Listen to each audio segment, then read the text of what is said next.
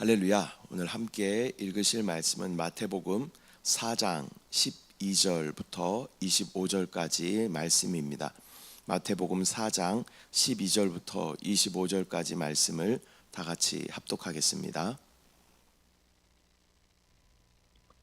예수께서 요한이 잡혔음을 들으시고 갈릴리로 물러가셨다가 나사렛을 떠나 스불론과 납달리 지경 해변에 있는 가버나움에 가서 사시니 이는 선지자 이사야를 통하여 하신 말씀을 이루려 하심이라. 일러스되 스불론 땅과 납달리 땅과 요단강 저편 해변길과 이방의 갈릴리여, 흑암에 앉은 백성이 큰 빛을 보았고 사망의 땅과 그늘에 앉은 자들에게 빛이 비치었도다 하였느니라. 이때부터 예수께서 비로소 전파하여 이르시되 회개하라, 천국이 가까이 왔느니라 하시더라. 갈릴리 해변에 다니시다가 두 형제 곧 베드로라 하는 시몬과 그의 형제 안드레가 바다에 금을 던지는 것을 보시니 그들은 어부라. 말씀하시되 나를 따라오라. 내가 너희를 사람을 낚는 어부가 되게 하리라 하시니 그들이 곧 그물을 버려두고 예수를 따르니라. 거기서 더 가시다가 다른 두 형제 곧 세베대의 아들 야고보와 그의 형제 요한이 그의 아버지 세베대와 함께 배에서 금을 깁는 것을 보시고 부르시니 그들이 곧 배와 아버지를 버려두고 예수를 따르니라. 예수께서 온 갈릴리에 두루 다니사 그들의 회당에서 가르치시며 천국 복음을 전파하시며 백성 중에 모든 병과 모든 약한 것을 고치시니 그의 소문이 온 수리아에 퍼진지라. 사람들이 모든 앓는 자 곧 각종 병에 걸려서 고통당하는 자, 귀신 들린 자, 간질하는 자, 중풍병자들을 데려오니 그들을 고치시더라. 갈릴리와 데가볼리와 예루살렘과 유대와 요단강 건너편에서 수많은 무리가 따르니라. 아멘. 5장. 할렐루야. 오늘은 마태복음 4장 12절부터 25절까지 말씀을 우리가 함께 읽었습니다. 예수님의 공생애는 침례와 또 시험을 지나서 사역의 실제 현장으로 들어섭니다. 갈릴리라는 지역에서 시작된 이 사역은 단순한 어떤 활동이 아니라 어둠 속에 앉은 자들에게 임한 하늘의 빛이었습니다. 예수 그리스도는 말씀이셨죠. 그분이 우리 가운데 빛으로 오셔서 모든 어두움을 밝혀주시고 또 죄와 세상 가운데 주님께서 우리를 빛으로 인도하여 주시는 줄 믿습니다. 오늘 본문은 예수님의 사역이 어떤 지역에서 또 어떤 말씀으로 어떤 능력과 함께 시작되었는지 우리 가운데 보여줍니다. 또한 제자들이 어떻게 부르심을 받았는지 또 그 부르심의 또 즉각적이고 또 전적인 헌신이 어떠한 의미인지에 대해서 우리 가운데 말씀하여 주고 있습니다. 먼저 12절 말씀. 예수께서 요한이 잡혔음을 들으시고 갈릴리로 물러가셨다가, 세례 요한이 잡혔다는 소식을 들으신 예수님은 갈릴리로 물러가십니다. 이것은 두 가지 의미가 있는데, 첫 번째는 하나님이 정하신 때에 따라 사역의 방향이 전환된다라는 것입니다. 사도 바울의 사역에서도 마찬가지죠. 또 성령이 그것을 금하시면 사도 바울이 또 방향을 바꾸는 그러한 모습들을 우리가 보게 되는 것입니다. 두 번째는 갈릴리는 이방인의 땅과 또 가까운 변방이었고 또 복음의 빛이 먼저 그곳에 비치게 됩니다. 그러니까 이방인들이 있는 곳에 예수 그리스도께서 먼저 복음을 전하시는 그러한 모습을 보게 되는 것입니다. 갈릴리라는 지역은 이스라엘 백성들도 살았지만 이방 백성들도 함께 섞여서 살았던 그러한 지역이었습니다. 14절 말씀, 13절 말씀. 나사렛을 떠나 스불론과 납달리 지경 해변에 있는 가버나움에 가서 사시니, 예수님은 나사렛을 떠나서 가버나움에 거하십니다.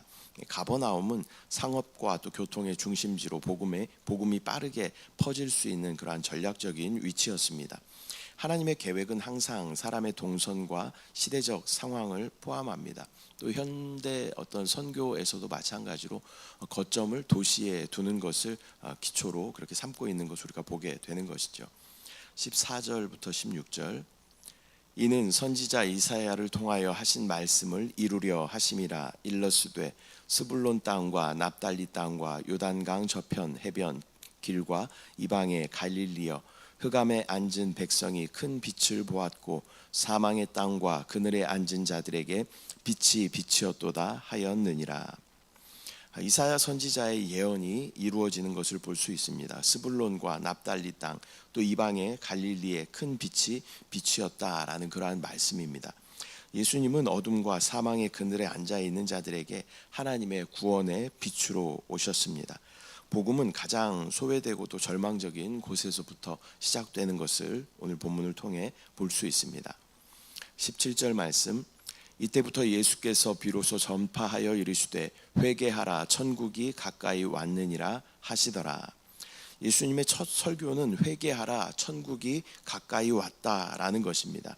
회개라는 것은 단순한 후회가 아니라 가던 길을 되돌아오는 것을 회개라고 하는 것입니다.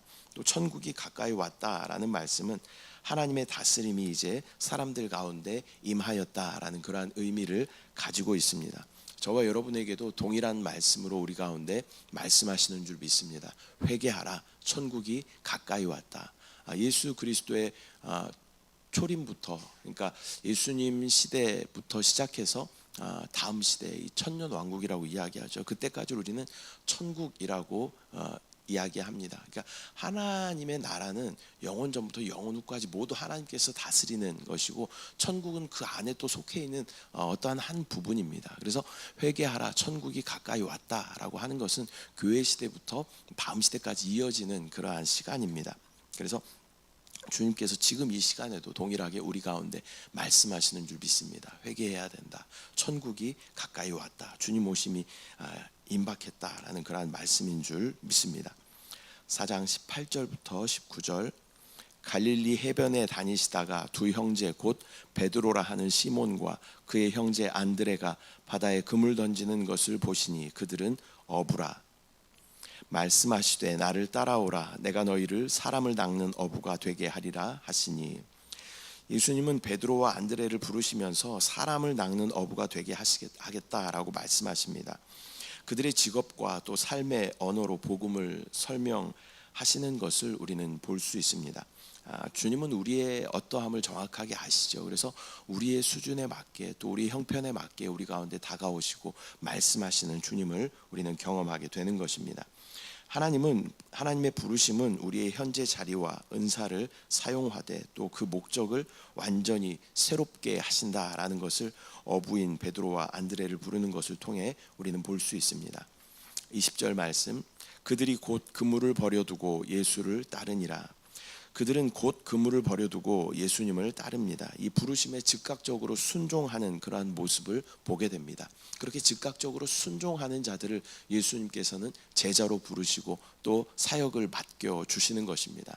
저와 여러분의 순종에는 머뭇거림이 있는 것이죠. 또 뭔가 이유가 많이 있어요. 주님께서 우리를 부르시고 이것을 초대하시고 순종하시고 무엇을 요구하실 때, 주님 지금 제가 상황이 이래서 구차하게 주님 앞에 변명하고 이렇게 이유를 대는 그러한 우리의 모습들이 있는 것입니다. 그러나 주님께서 사용하시는 제자들은 즉각적으로 순종한 자들을 주님께서 사용하십니다. 또 한 청년이 주님께 와서 어떻게 구원을 받습니까? 라고 묻죠. 그래서 주님께서 이렇게 설명을 하십니다. 그리고 모든 너에 있는 재산을 다 팔아서 가난한 자들에게 나눠주고 나를 따르라 라고 주님께서 말씀하십니다. 그러나 그 청년은 근심하여 돌아가게 됩니다. 이러한 사람들은 사실 아무리 종교적으로 율법적으로 많은 것들을 한다 하더라도 주님 앞에 쓰임받기는, 하나님의 사역 가운데 쓰임받기는 어려운 것입니다. 그래서 우리가 즉각적으로 순종하는 자들을, 뭐 하나님께서는 능력 있고 또 많은 것을 배우고 이런 사람들보다는 순종하는 자들을 사용하신다라는 것을 우리는 알아야 할 줄 믿습니다. 21절 22절 거기서 더 가시다가 다른 두 형제 곧 세베대의 아들 야고보와 그의 형제 요한이 그의 아버지 세베대와 함께 배에서 그물 깁는 것을 보시고 부르시니 그들이 곧 배와 아버지를 버려두고 예수를 따르니라. 야고보와 요한도 부르심을 받자 배와 아버지를 버려두고 예수님을 따르게 됩니다. 여기서 뭐 아버지를 버렸다라는 것은 뭐 관계의 단절이 아니라 우선순위의 전환을 의미하는 것입니다. 이제는 내가 주님을 따르는 것을 최우선 순위로 두겠습니다라는 것입니다. 그러면 하나님께서 이 모든 것을 하나님께서 이루시게 되는 것입니다. 제자의 길은 그 어떤 관계나 소유보다 예수님을 최우선으로 두는 그러한 사람들을 주님께서는 제자로 부르신다. 23절 말씀 예수께서 온 갈릴리에 두루 다니사 그들의 회당에서 가르치시며 천국 복음을 전파하시며 백성 중에 모든 병과 모든 약한 것을 고치시니 예수님의 사역은 세 가지로 요약이 되죠. 가르치시고 복음을 전하시고 병자들을 고치시는 그러한 일을 이 땅 가운데 하셨습니다. 이것은 말씀과 능력이 함께하는 전인적인 그러한 사역의 본을 보여주는 것입니다. 우리의 사역도 이러한 방향으로 나아가야 합니다. 우리의 모든 본은 예수님의 우리의 기본이시고 표본이십니다. 그래서 예수님께서 어떻게 사역하셨는가라는 것을 우리가 바라보고 예수님께서 가르치셨기 때문에 우리도 가르쳐야 되는 것입니다. 또 예수님께서 천국 복음을 전파하셨기 때문에 우리 역시 천국 복음을 전파해야 되는 것입니다. 또한 예수님께서 모든 병과 또 귀신 들린 자들을 고치셨기 때문에 우리도 병든 자들과 또 마음의 병든 자들을 고치는 일들을 우리가 해야 되는 것입니다. 그러한 자들을 주님께서는 또 제자로 삼으시고 또 우리 가운데 사역을 맡겨 주시는 줄 믿습니다. 24절 그의 소문이 온 수리아에 퍼진지라 사람들이 모든 앓는 자 곧 각종 병에 걸려서 고통당하는 자 귀신 들린 자 간질하는 자 중풍병자들을 데려오니 그들을 고치시더라. 그 소문이 온 수리아 즉 지금은 시리아 지역입니다. 그 지역에 다 퍼지게 됩니다. 그리고 사람들이 모든 병든 자 귀신 들린 자 간질 환자 중풍병자를 데려옵니다. 그리고 예수님께서는 그들을 고치십니다. 예수님의 사역 중에 3분의 2 이상은 병든 자들을 고치는 귀신 들린 자들을 고치는 그러한 사역이었습니다. 귀신 들린 자와 병든 자가 다른 것이 아니라 마음의 병이 든 자들이고 또 귀신 들려서 또 어떤 육신의 질병에 그렇게 드러나는 그러한 병도 있는 것이죠. 복음의 능력은 영혼육의 온전한 전인적인 치유를 구원을 포함하고 있는 줄 믿습니다.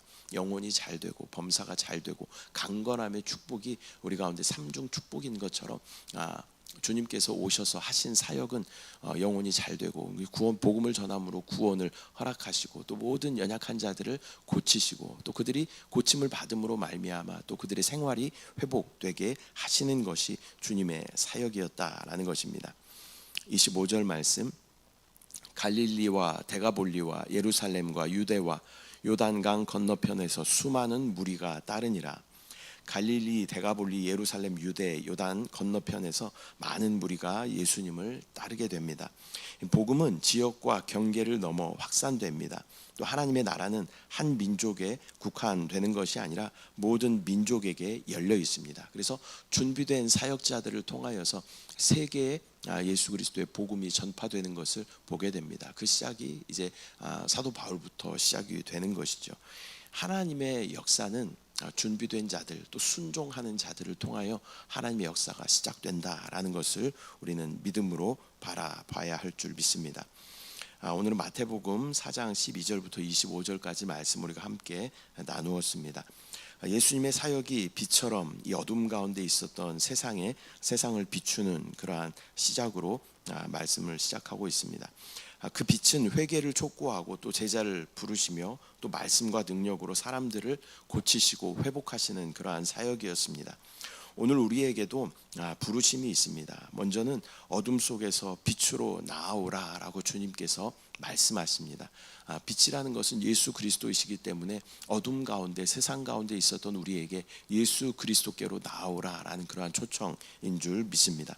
또한 두 번째로는 그 빛을 받은 사람들은 예수 그리스도의 제자된 삶을 살아야 된다라고 말씀하시는 줄 믿습니다. 오늘 말씀을 보면 무리라는 단어가 나옵니다. 예수님 당시에 예수님을 따르는 많은 무리들이 있었습니다. 그러나 예수님께서 돌아가시고 그 다음에 남아있는 자들은 얼마 되지 않았던 것을 우리가 보게 됩니다. 그리고 제자들 12이 남아있는 것이죠. 또 그 중에 하나는 또 예수님 배신하고 팔아버린 그러한 제자였던 것입니다. 그래서 실제로 우리가 그 많은 무리 가운데 속해 있는, 예수님께서 오병이어의 기적을 일으키실 때 거기서 떡을 받아 먹고 이 사람 따라다니면 무엇인가 좋은 일이 있겠다라고 따라다니는 그러한 무리들이 있는가 하면 죽기까지 주님을 위해 순교했던 그러한 제자들이 있었다라는 것입니다. 저와 여러분의 삶을 다시 한번 돌아봐야 됩니다. 우리는 주님께서 우리 가운데 주시는 어떤 그러한 떡에만 관심이 있는 그러한 무리인가, 아니면 죽기까지 주님을 순종하며 따라가는 제자인 우리의 삶이 될 수 있도록 주여 인도하여 주시옵소서. 먼저 그의 나라와 의를 구하는 자들에게 또 모든 것을 더하시는 주님을 충만하게 누릴 수 있도록 주여 인도하여 주시옵소서. 역사하실, 응답하실 주님을 찬양합니다. 주님을 사랑합니다. 감사드리고 예수님의 이름으로 기도드립니다. 아멘. 하늘에 계신 우리 아버지여, 이름이 거룩히 여김을 받으시오며 나라가 임하시오며 뜻이 하늘에서 이루어진 것 같이 땅에서도 이루어지이다. 오늘 우리에게 일용할 양식을 주시옵고 우리가 우리에게 죄 지은 자를 사하여 준 것 같이 우리 죄를 사하여 주시옵고 우리를 시험에 들게 하지 마시옵고 다만 악에서 구하시옵소서. 나라와 권세와 영광이 아버지께 영원히 있사옵나이다. 아멘.